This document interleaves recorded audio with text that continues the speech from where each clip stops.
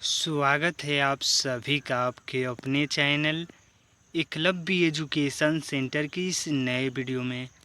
दोस्तों, आज की इस वीडियो में हम यह जानने का प्रयास करेंगे कि बरसात के मौसम में करेला की खेती करने का सही रणनीति क्या है, और इसके साथ साथ यह भी जानने का प्रयास करेंगे कि बरसात के मौसम में बोई जाने वाली टॉप 5 वैरायटी करेला की कौन कौन सी है, जिसकी खेती करके निश्चित तौर पर हम कम समय में ज़्यादा से ज़्यादा लाभ प्राप्त करने में सफल हो सकते हैं।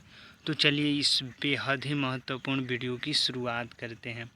जैसा कि आप जानते हैं कि करेला एक ऐसी फसल है जिसकी खेती बरसात के मौसम में करके निश्चित तौर पर हम कम समय में ज़्यादा से ज़्यादा लाभ प्राप्त करने में सफल हो सकते हैं।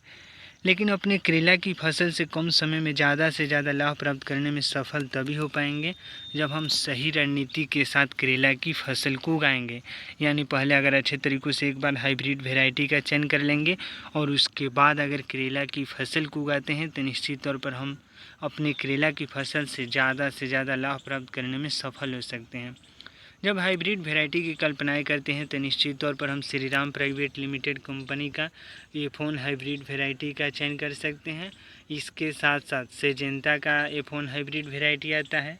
श्रीराम प्राइवेट लिमिटेड कंपनी का अगर हाइब्रिड वैरायटी की चयन करते हैं तो निश्चित तौर पर वह सभी प्रकार की मिट्टी के लिए बेहद ही अच्छे प्रकार की हाइब्रिड वैरायटी आती है। तो इस तरह से श्रीराम प्राइवेट लिमिटेड कंपनी का अगर F1 हाइब्रिड वैरायटी के चयन करते हैं तो वह उन्नत किस्म का हाइब्रिड वैरायटी होता है। और उसी क्रम में आगे को बढ़ते हैं तो अगला है सारनाथ का F1 हाइब्रिड वैरायटी।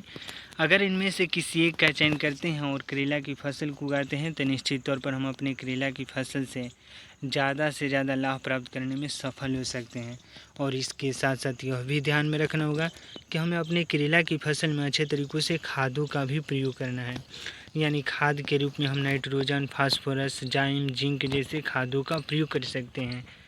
अगर इन खादों का प्रयोग सही रणनीति के साथ सही समय पर करते हैं तो निश्चित तौर पर हमारा करेला का फसल जल्दी से ग्रोथ कर सकेगा।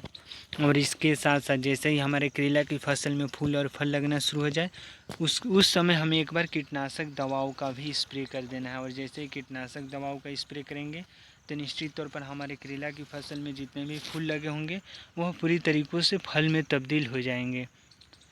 तो आज के इस बेहद ही महत्वपूर्ण वीडियो में बस इतना ही। अगर आप हमारे चैनल के साथ नए जुड़े हैं और वीडियो अच्छा लग रहा है, कुछ सीख पा रहे हैं इस वीडियो के माध्यम से, तो हमारे चैनल को कर दीजिए सब्सक्राइब, ताकि हमारे द्वारा अपलोड किया गया हर वीडियो आपके पास सबसे पहले पहुंच जाए। और हम तथा हमारी टीम भी उत्साहित महसूस करें कि आपकी करेला की खेती करने के सही रणनीति में हम थोड़ा सा भी सहयोग करने में सफल हो रहे हैं। तो हमें दीजिए इजाज़त। धन्यवाद। Thank you.